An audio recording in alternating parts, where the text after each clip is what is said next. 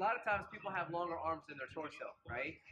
So the idea is when my hypothesis, or at least from my own understanding, is that where I found myself grabbing, I usually grab, so like my blade is like a 50, right?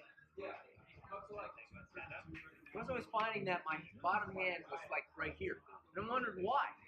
And I realized, look at that.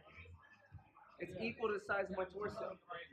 Right? It's just like you want to get this in the water, though, Yeah, right? yeah. And this will get in the water. Right. Because my top hand is one that's putting the blade in the water. This, if I go this way, my top hand comes up. Now, my top hand's up, and then I have the collapse. So it's just, again, I'm equal to my torso. Space between, I'm reaching with my body, and I have the space between my bottom hand and my top hand is equal to my torso.